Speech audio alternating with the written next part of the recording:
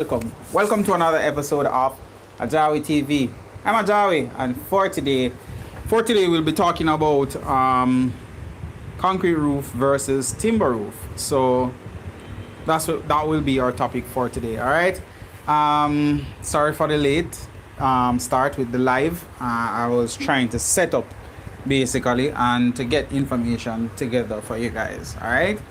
So I'm just gonna wait on a few guys to come in before I actually get into the discussion. I'm also going to be as usual show you guys a few properties.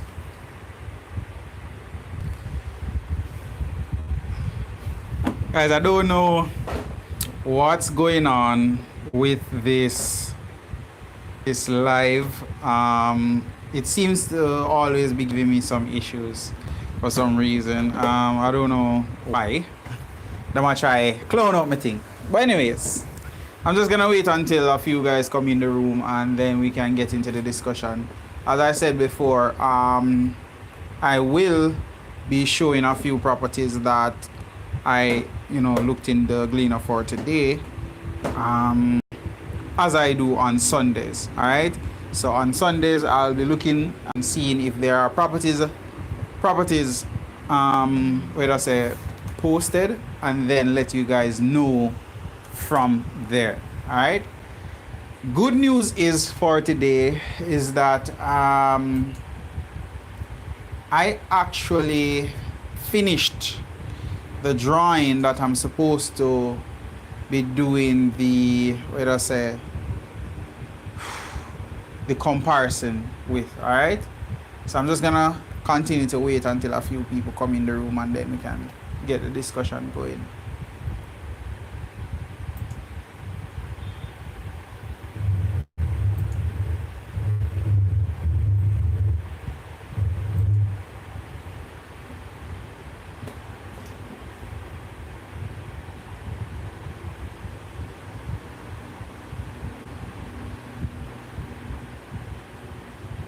Just looking at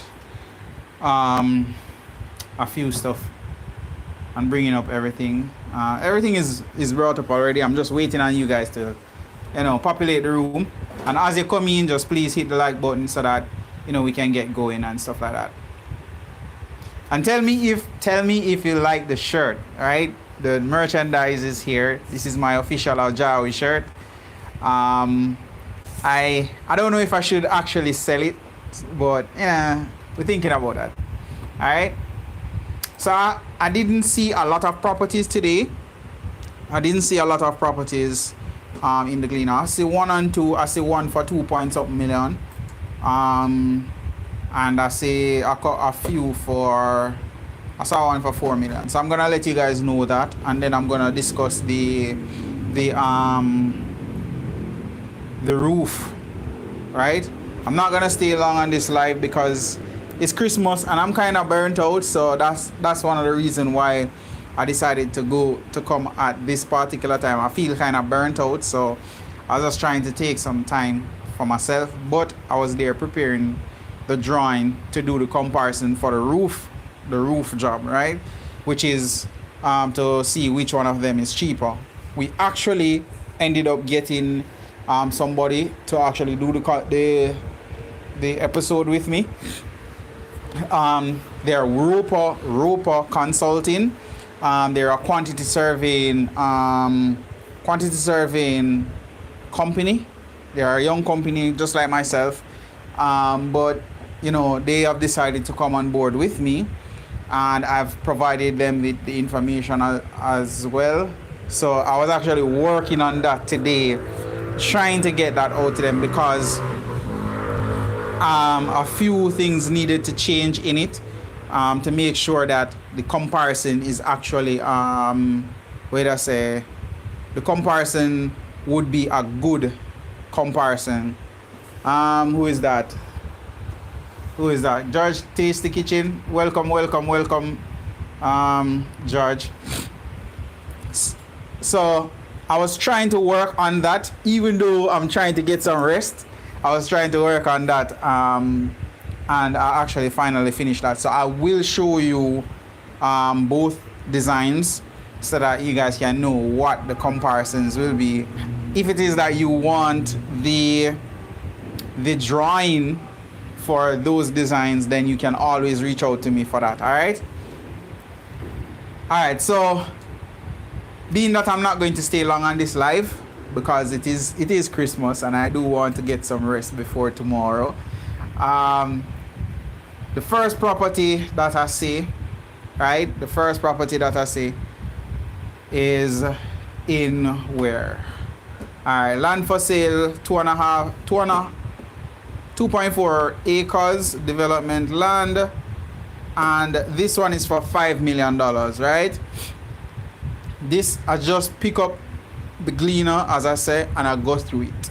I go through the Gleaner, I go through certain websites on the internet just to search for lands on a regular basis, right? And whenever I see them, I make note of them.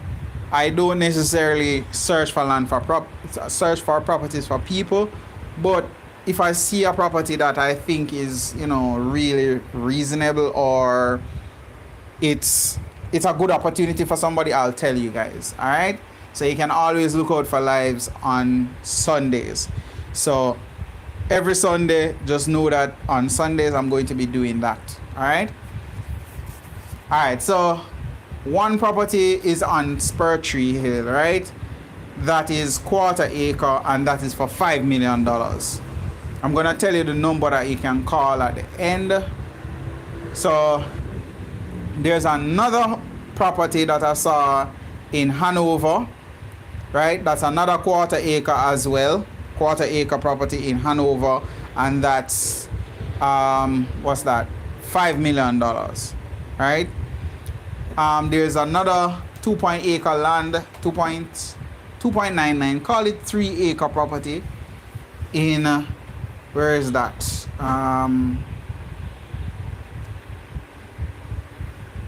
This is in Manchester, so 2.99 acres, right? 4.5 million. Now, if you have a 2.99 acre property and you are buying it for $4 million, if it was me, right? If it was me buying such a property, I wouldn't keep all of it, to be honest with you. I would probably sell a part of it. I'd probably buy it for that $4 million, subdivide it, and then sell a part of it to, recover back some of that money. So don't think of it as you're buying a large piece of property to keep it or to keep all of it. Maybe that's what you want to do, but for me, I probably would subdivide it. Let me know what you think about that. All right. Let's see. All right, so that's one set of properties. The number to call for that is 876 542-0025. All right, 542-0025. Guys, as you come in, please hit the like button. It's very important that you hit the like button. It does motivate me to actually come on and do videos. All right, so please do hit the like button as soon as you come in the room, because it does motivate me to come on and share with you guys. All right, let's see. Another one that I saw, I'm just going through here. All right, so lot of land gently sloping in Steertown housing scheme, St. Anne. That's for 2.4 million, right? And the contact number for that is 876-346-0823, right? Let me say that again, 346-0823. And of course, you know that you have to put the 876 in front of the number, right? And that's what, they didn't tell you the size of it, but check it out, ask questions. Who knows, maybe it's something that you would like. I saw another piece. They didn't give the cost for that. It's what, half acre lot in Linstead.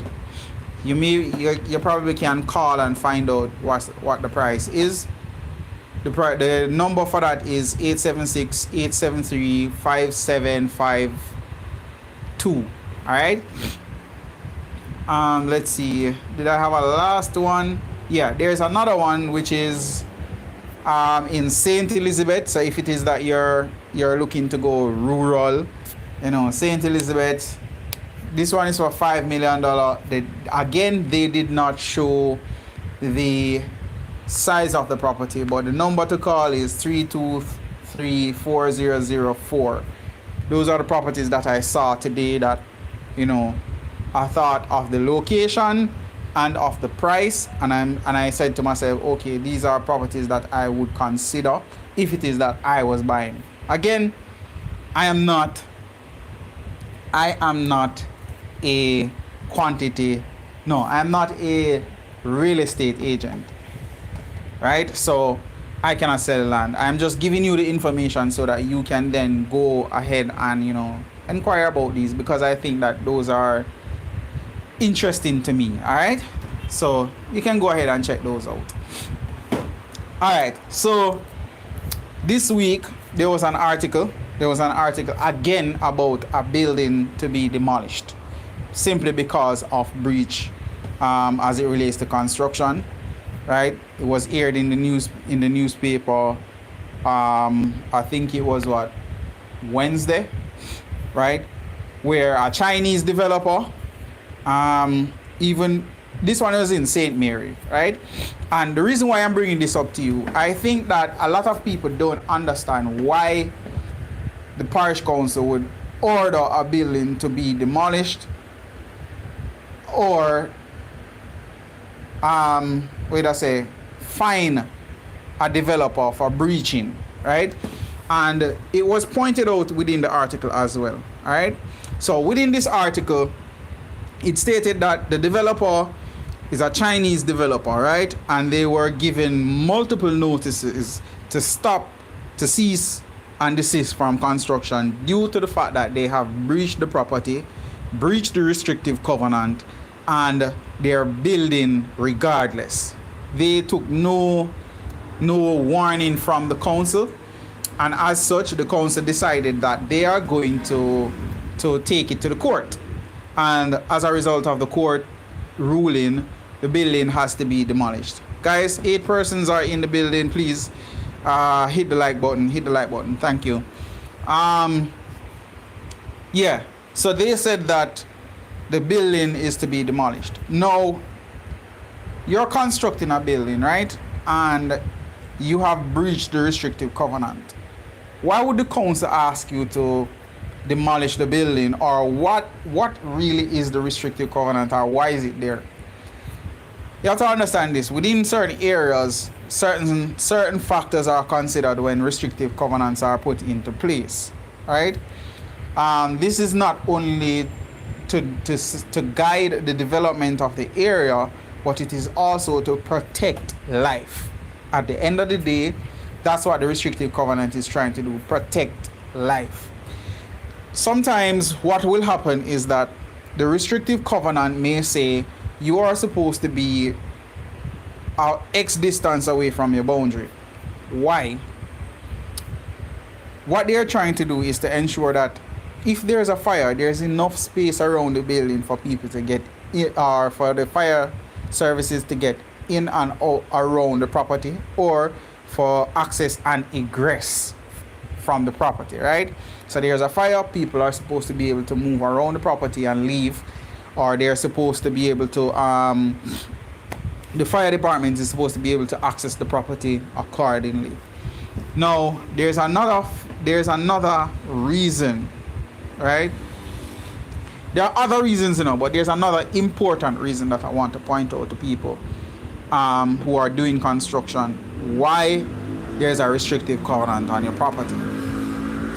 Now, you're in an area and the council say, hey, you cannot build above 2 stories, right? Why would the council tell you that? One of the reasons why they tell you that is because of the soil type. The soil type has a lot to do with your restrictive covenants at times, right? The area might have a type of soil that cannot support a 3-story building. The point load that building would be creating on that soil may cause the building to sink, right? And that is the reason why this particular development, which is a 3-story structure, will be ordered to be demolished according to the article, right? They have stated that within the area, which is in Tollgate, St. Mary, right? Big up, right, big up, right, Scott. Welcome. And I wanna, before I even move forward, I wanna say to, let I say, I don't know if, you know what? Let me save that for another time. All right, let me just continue. What I'm saying is, the soil type within a particular area may not be able to support a building above a certain height. The point load that building will be creating on the soil may cause it to sink. And according to the article, it states that the developer did not adhere to that restrictive covenant, and they decided to build a structure that is 3-story tall, right? And to add to that, they were told to cease and desist, right? But in addition to that, when they were at the first floor, right? First floor, they were building, apparently they had breached the covenant at that point, right? I think it was when they were at the second floor. First or second floor. But the point is, they were told that, hey, you have breached. It's a 4-story height. There you go, 4-story. Sorry, my apologies. But yeah, they were told not to continue the construction, right? And they continued. If they had adhered to the warning that they got at the point where they were at 2-story, they could have fixed the problem and avoided any other issues, right? Because all it takes is for them to sit down with the council and say, okay, you have given us a stop order. Why have you given us a stop order? The council will explain to you. The council will explain to you why, what are the breaches that they are seeing, and guide you as to how to rectify these breaches, right? They decided to continue and build over $100 million worth of investment, or invested over $100 million in that property. Now you're gone 4-story, and the council is now going to ask you to demolish a few of those stories. It doesn't make sense. The same thing applies for your residential property, right? This is the reason why you need your building plan. What will happen is, most of the times how homeowners, or let's say residential people, breach covenants is that they build either too close to the road or too close to their neighbor, right? In some of the cases that I see, people are just building way close. They want to use all of the land that they have, not knowing that some of the land is supposed to be left undeveloped, especially in the city areas. They want to build on all of the land, and they don't understand that you can't do that, right? In most cases, if it is that you have your building plan, the breach will be picked up before you actually move a stone on site. So if you decide, say, oh, we want to build as much as possible, and we're coming out at this position, we're going out at this position, once the council inspect the drawing, then they're going to tell you that, hey, you can't be proposing to build out to this distance towards a neighbor, or out to this distance so towards the road, right? So that's the importance of it. Now, say you decided that you're going to build, right? You build already, you have your house, right? The council will write you. What happens in Portmore is that people build, and the council now see the building and them say, but wait, the building never approved, and then write you and ask you to provide a building plan, right? And now you're going to have to find somebody to draw up that building that is there to get it approved, right? In that case, you can get it approved, right? It's just that you're going to pay a fine to keep the building that is there. Or if the breach is so severe, then they will ask you to demolish the section that you have actually breached, right? So if it is that you had your building plan done, then you'd avoid that. You would avoid spending all that money and now having to demolish all of that. All right? So that's what I wanted to know for today. It's very important to understand what a breach is. It's very important to understand how you can possibly be in a situation where you're breaching, right? And one of the things that I notice with a lot of people who are building, right? They are building and it also causes breaches as well. They're building, right? And they're putting up their perimeter wall, right? And they may be out by an inch. Say them out by an inch up at one corner of the property, right? You're building your wall, you know. Now they're going to be stringing a line from one end to the next end to make sure so that your property, your boundary wall that you're building is in line, right? You see that 1 inch? 1 inch over 12 foot or 20 foot is a whole heap. Because now each foot that you go, you're going what, another inch, go all the way down the line until you reach all 5 foot over your line, right? Imagine if that's a building, right? Imagine if that's a building where you are building, if you have a zero lot line property and you're building 1 inch, right? You're breaching by 1 inch. Every foot you're breaching by 1 inch. And imagine you're going 20 foot. Is what I mean? So these things are very important to consider and to understand and appreciate once you're doing construction and once you're doing your drawing in general. All right. Now, the drawing that I have, as I say, I don't necessarily understand this YouTube thing. Is giving me a lot of problems. So I'm gonna just show you what great discussion points breach. That's what CB bar. welcome in the building. Alright, so I'm gonna show you the plan that I have, the drawings that I have for the two comparison, right? It's a 2-bedroom house, right? I did a 2-bedroom house, one with timber roof and one with concrete roof, right? It's a very nice design. So I'm gonna pull up that now and show you guys, right? So I'm gonna pull up that now and show you guys. Let's see.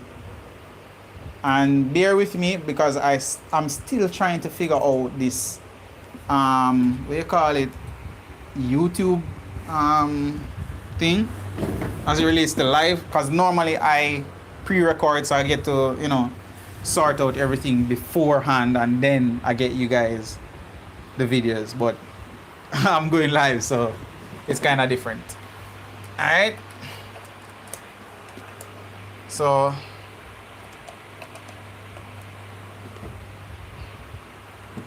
alrighty.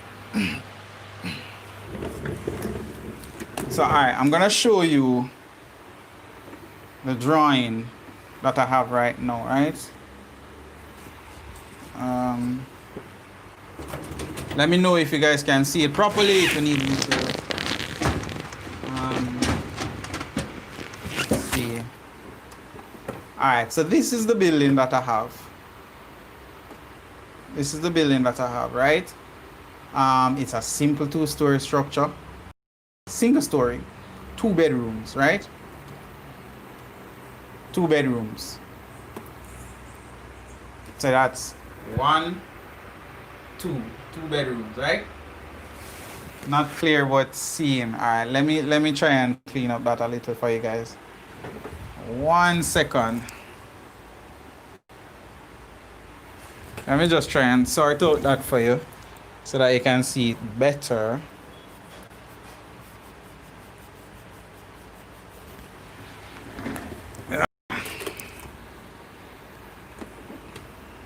Is that better now? So that's a two bedroom building, right? So that's the front bedroom there and the back bedroom there, and then this is the living, dining, and kitchen together. All right. So that's the roof. All right. So we're doing this area as it relates to the comparison. So we're going to be comparing this section. All right. Now for the concrete one now. Concrete, I'm gonna be doing this, which is the same building, right? Same building, nothing has changed. I've only changed the type of roof. I'm not going to be doing this section over here because on the other drawing, this section is concrete. So I'm not going to mess around with that section. But I'm going to be doing this area because this area is timber on the other drawing, right? So along here, come around, right? Around here, this is a veranda space.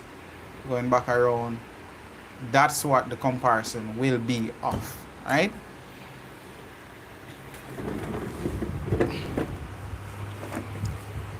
Alright, so let me just put back this thing here. Again, I'm a bit unorthodox because I'm still try to figure out this YouTube thing, and I rather post and it not be perfect than to wait and get it perfect and not post. You understand?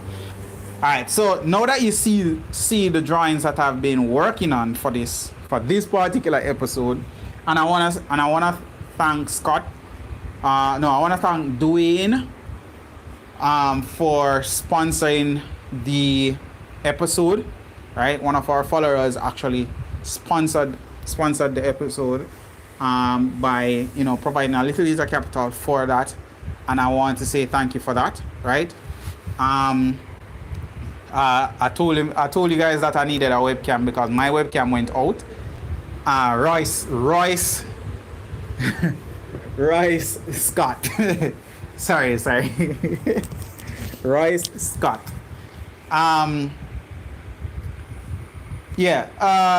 I said that I want my webcam was out, and immediately he jumped on it, and I want to say thank you for that.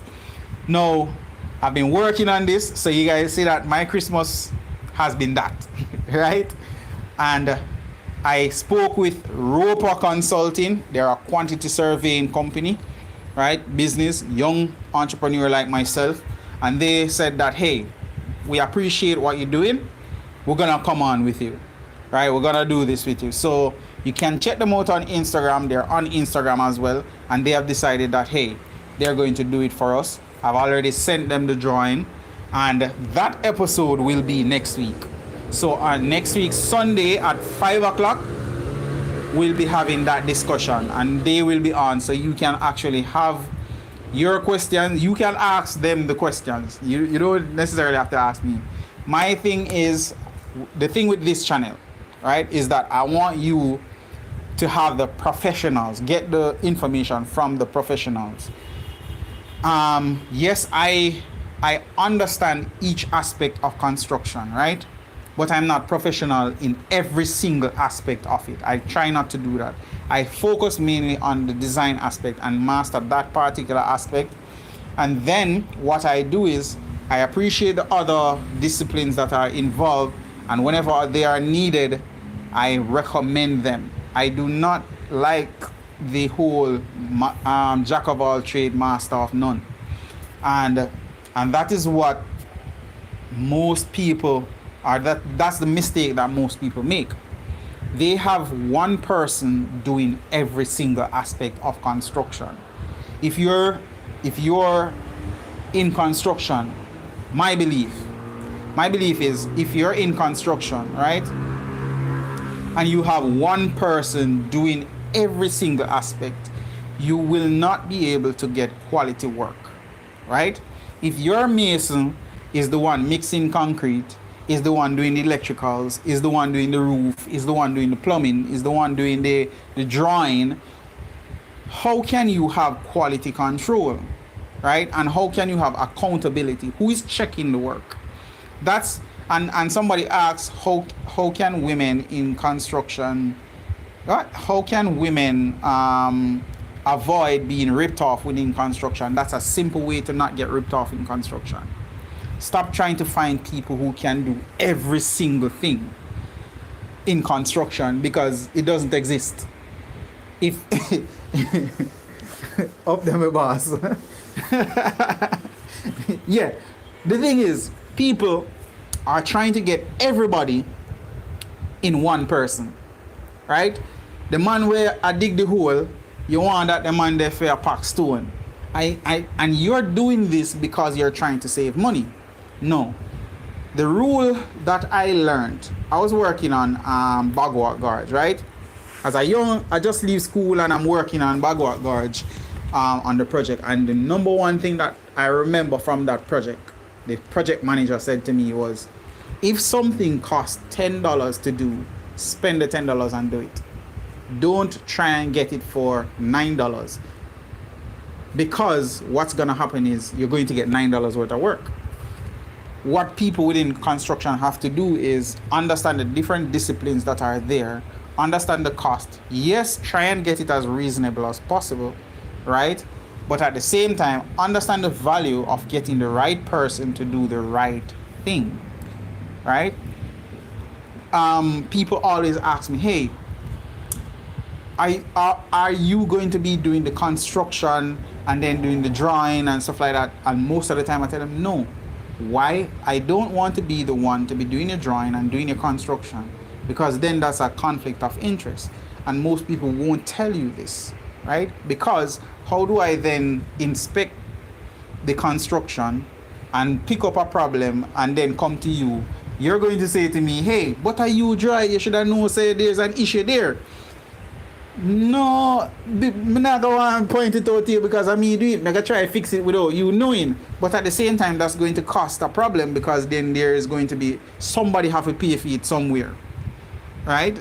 So what you try to do is to have accountability and have the thing done professionally by having the right people doing the right thing. So if you need a mason, a tiler, and you need a plumber, get the mason, tiler, and plumber to do the job, right? It may cost a little, right, more than if you got a mason who knows how to do plumbing and knows how to do tiling, but at the same time it will cost you time and it will cost you quality, because the person who does all three not going to spend all the time spend time focusing on what you specified for them to do. So you have to understand that within construction, all right? Also within the drawing aspect, I see a lot of people make this mistake. They're doing a 2-story structure, right? And them get a draftsman or them get somebody to do the drawing. And they don't understand that, hey, there's more than one aspect to actually preparing a set of drawings for a building, right? You have the architectural aspect and you have the engineering aspect. A lot of people can do both, right? No, at AJAWI Construction, I get an engineer for structures. I worked with an engineer for years, right? I worked with an engineer. An engineer mentored me, right? And I came to appreciate structural engineering. Why? I was working in this engineer's office, right? And I know this. I'm just pointing out a few things for you guys that I want you to look out for, and I want you to pay attention to whenever you're doing your drawings, whenever you're doing your construction. All right, so bear with me. When I was at the engineer's office, right? He heard of a wall collapsing on a site, right? A retaining wall. The retaining wall collapsed and fell down on somebody. In such a case, the person, you know what happened to the person, right? You know what happened to the person because a retaining wall fell on the guy. Now, the engineer immediately went to the site to find out what happened. When you get somebody to do your architectural drawing, an architect can do structural drawings, some amount of structural drawing, right? As somebody in architecture school, I spent, let's see, 2 semesters doing structural engineering. It's the hardest thing I've ever done in architecture school. Why? Because you have to be doing so much calculations. We don't like it. Well, I don't like it. I don't like it, right? No. I spent another 4 years doing design. Which would you rather me do? Structural design or architectural design? Remember, I spent 4 years. Every single year within architecture school, you have 2 semesters where you have to do design studio. You have to understand the principles behind structural engineering as an architecture student. However, as an engineering student, you have to know everything as it relates to structural engineering. As an architecture person, I have to know everything as it relates to architectural design. Not in-depth detail in the structural aspect of it. I should leave that to the structural engineer, right? But what happens is most people, what they do, they don't appreciate that, and they go out there now and they're saying, okay, them get a draftsman, right? And them say, all right, the money, him gonna do the drawing for me. Can you do the structural engineering drawing? And him gonna say yes, because him want the work, and then him gonna do the structural engineering work. Not understanding the full aspect of structural engineering. That is why within my business, I have a structural engineer do every single project I do, because I don't want to lay down in my bed one night and somebody call me to say, hey, you know, say the building collapsed. You understand? So I want you to understand that. Get the right people to do the right thing, and trust me, you will save money and the value of your building will be better off, right? As an architectural technologist, my main focus is on designing or the architectural aspect of it. For the engineer's main thing is to ensure that the building can stand up, it can withstand earthquake, it can withstand hurricane, right? All of that. That's his thing. The quantity surveyor, he's all about the money and ensuring that you can get the thing done within a budget, right? So you have to know, appreciate all of these aspects of it. You as the homeowner may not deal with all of these people, you may just have one person that you deal with and that person deal with all of them. But you as the homeowner have to appreciate or be guided by that person that you decide that you're going to work with. And they in turn have to appreciate all of those aspects of it. And I'm going to leave it right there, right? Get the right people to do the right thing and you'll be better off within construction. That's it for today, right? That's it for today. Thanks a lot. And what you say? Merry Christmas and Happy New Year. Who there in the building? Type your name and where you there, right? Before we leave. Who this now? Right, Scott, big up yourself. Where there again? I'm not turning. Where there again, Scott? Dennis, big up yourself. CB Bar, big up yourself. Cayman Rice, big up yourself. Dennis Kingston. Big up yourself. Big up yourself. Within the new year, I want to say thank you guys for those that have been supporting the channel. George Tasty Kitchen, what?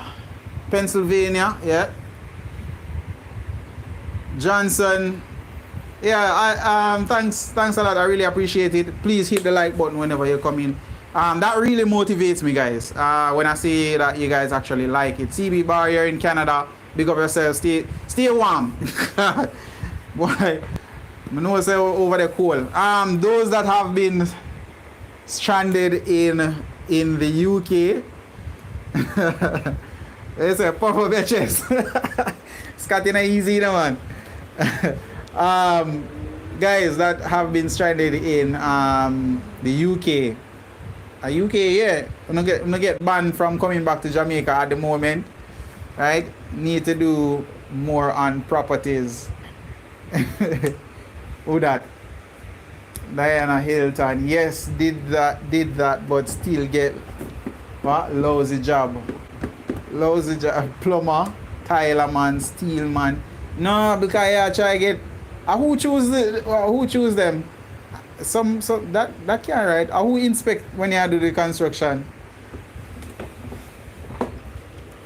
In Hilton, who inspect when you're doing the construction? Remember, you have to always have people who are inspecting when you are doing the construction. Or you yourself go there and look at what is going on, right? Inspect what is there. If you're not in Jamaica, send somebody that is not the person.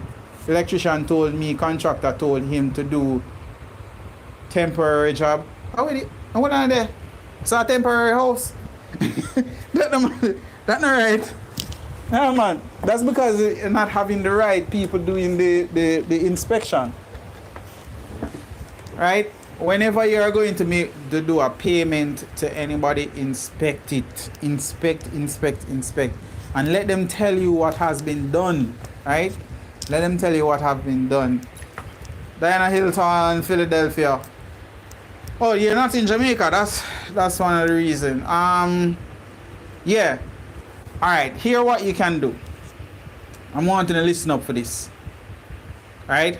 Here what you can do. You see when you establish your contract within your construction, if you're doing construction, right? Right? If you're doing construction, what I want you to do, once you have your contract, right? You're going to have what do you think name again? Shoot, there is a liabilities defect period. Once you have a contract in place, defects liability period, right? This is where you hold back 10% of the total contract sum, right? You hold that back until the contract has expired and over a period of time, say 6 months. For argument's sake, I don't know the exact period of time, right? I'd have to check that. I'm just telling you off my head top, right? Once you have a construction contract in place, there's a defects liability period. What that does is you live in the house for a period of time, right? So you secure the money there, where you would have paid the contractor, you say you speak to your bank and you say the bank for hold that for that period of time. Right? Me not just say me a leave, you know. Not easy, you know, man. Anyways, you speak to the bank and the bank will tell you, you speak to the bank and let the bank hold a particular sum of money, right, for the contractor. What you do, you live in the house. And you test out everything, right? You look on your wall. You flush the toilet, you turn on the bulb, you slam the door, right? If you look if the rendering like a drop off of the wall, you turn on all the electrical fixtures to make sure so none of them blow up in the house. within that defects liability period, if anything goes wrong, if the door drop off of the hinge, right? Nobody got broke the people them door. Nobody got broke your door no and tell the man say, if you can fix it, do you know. But within that period of time, if anything shows up, any defect shows up, the contractor is supposed to come back and fix it. That's what the defects liability period is for. And he is supposed to fix it out of his pocket, right? Once that period is in effect. After the 6 months, if you don't see anything wrong, then obviously then it's okay. If anything happens after the 6 months, then that's on you, right? It's better than you turning over your money, not inspecting, and then the contractor gone about in business, and you know stuck with the problem, right? And that is the importance of having your drawings done, having your construction contract in place, having your quantity surveyor in place, having your engineer in place, so that at the end of the day you are protected. You get what I mean? So if you're in the building, right, within that 6 months period, and you see your slab start warp, or you see the slab start leak, you call the contractor and say, hey, my slab a leak, come fix it. Him can't say nothing unless him want to lose him 10% of the total contract sum, in which case you can actually employ somebody to fix it, and then him lose the money there. I'm not supposed to tell you this, you know, but at the end of the day, you know the people here, right? So and I'm part of the group, so I have to make you know that, right? Just ensure that you have your contract in place, all right? So that wouldn't have been an issue for you. Again, may come find mine. What? Whoa, something fell. I have to cut my door them box cover. Well, sometimes you have to take bad things to, what them say, all people say, you have to take bad things, make joke or something like that. I don't know. Hilton. Oh yeah, I feel your pain. I'm so sorry about that. So sorry about that. But you know, sometimes we live and we learn. It's just that sometimes we try to cut shortcuts sometimes. We try to take shortcuts sometimes. The man who do my electrical work may have some problem 2 months after him come fix it with pay. Then we are paying for him do it in the first place. I him do it, you know. I him do the job, so I'm supposed to pay a fee out of him pocket. What was the problem though? Oh, without pay. Yeah, that's supposed to happen. Yeah, I'm not supposed to get back no more money. But you should have hold on for your what you call it? Well, that is dependent on if you have a actual contract in place. So most of the times people don't. Them just volunteer them money and say they might do construction, and then when them do it and man gone, nah. At least get a quotation and then get a breakdown from your quotation. At least that. So that at least you have something in place. Me on the job, so that's why. No worry, I say hello. We're not perfect, you know. Me understand exactly what you mean. No, me pay. Oh, you pay big time. I don't know what to tell you. You pay big time for that. I guess it's because you don't have somebody who is inspecting it for you. That's the real thing there. And you don't have the contract in place. So that may be the issue. Guys always have a contract in place, alright? And always once you're going through the bank can hold the what you call it, the defects liability payment, right? So once that period is up, then you're supposed to release that money. Everyone wants you to give them a piece of the job and say they are a jack of all trades. Yeah. I know, right? Yeah, that's so true. And that's why I always say you have to ensure that you get the right people to do the right thing. Ju- Let me tell you, sometimes people get upset. Sometimes people get upset because you said no to them. But sometimes that no is saving you so much stress. Because I'm doing somewhere, right? And alright, give you a better example. And this is how you kind of weed out some of the man them where you know say nah really, you know, contribute much. What you can do, what me see my farmer boss do. So I was working on Palisades shoreline rehabilitation project, right? And some man come out, you know them area people they go on. And some man come and them say, yo, we want work, we come for work, My boss at the time is a guy from Denmark, right? Was on the project. And my boss say, alright, here we do. Come back tomorrow with your certificate and show me and write a letter so that, we know exactly what you can do for the job. Ray. We don't see the man again. That's it. You done. You're not gonna hear nothing more from them because some of them don't have no training in it. So if you are trying to get rid of some construction people where you know so them not gonna really do not much on your side, just ask them to write your application letter and it done this. So.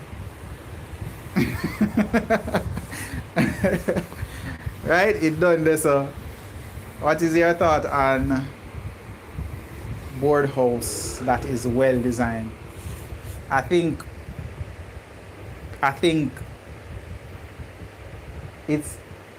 there's such a great opportunity there and people don't realize. I think that is affordable housing. A lot of the uptown houses, right? Uptown houses, what some of them do, them build the outer part of the structure in a concrete and the inner part, the inside of the building, drywall, timber. So it's cheaper, right? Cheaper the way there. Letter of appreciation, nice. Letter of application, yeah. You have to make them apply, man. But yeah, that's what most people do. Most of the uptown houses, and the worst part about it is the people them who cannot afford the building concrete structure or they're low income. They don't want the affordable houses. They want the well built and the big mansion, while the persons who do have the money to build it are not going to build that. They're going to be building simply, right? Them build simple.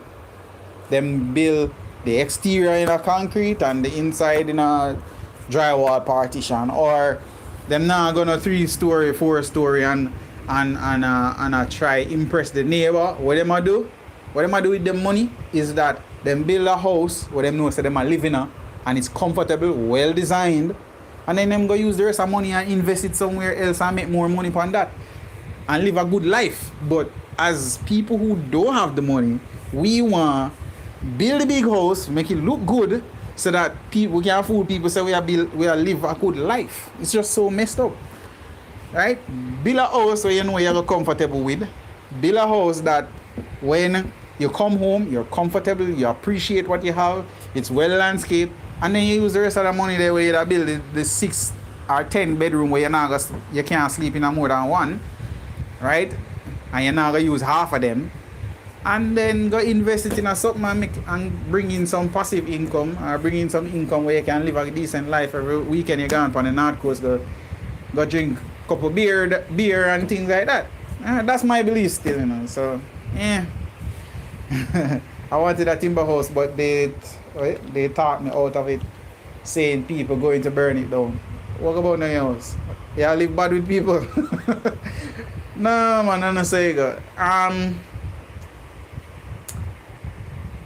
Most people won't know if it is a timber house or not. Right? You won't know if it's a timber house or not. Once the house is done properly, you won't know that it's timber. You can build a timber house that looks like a concrete house, but you don't know. Right? It's just well designed and well finished, so they don't know. But anyways, wanna trick me into staying longer than I was supposed to stay, and I'm always at my curfew. Yes, would like to see a video on that, pros and cons. Yeah. But guys, I need your support on those things, right? One man step up, which is Rice, and I want to say thank you, Rice. I really appreciate that, right? You know, it's remember, you know, most of the times when I do videos, I have to take the time out and work out of work and stuff like that. So it's not so easy to do YouTube videos, and sometimes you're not necessarily in a high mood, because even before I came on here, I was tired. I'm really tired. Like even now I'm tired. I haven't rested for the entire holiday, right? And I'm going to Clarendon tomorrow to do another job for somebody, right? But yeah, that's what I'm saying. What I'm saying is that when you click that like button, it does motivate me. When somebody say, hey, you know, I noticed that the channel is doing this and we want this and this, you know, and you guys do, you know, try and assist with that, that does go a far way. So I just want to say thank you for that, right? I'm gonna go get some rest now. You guys tricked me into being here longer than I should. Right? You guys tricked me. Anyways, 2020 I come up. Let's see how far we can go and the new people that we can bring on. All right, see you next time, guys. Peace out.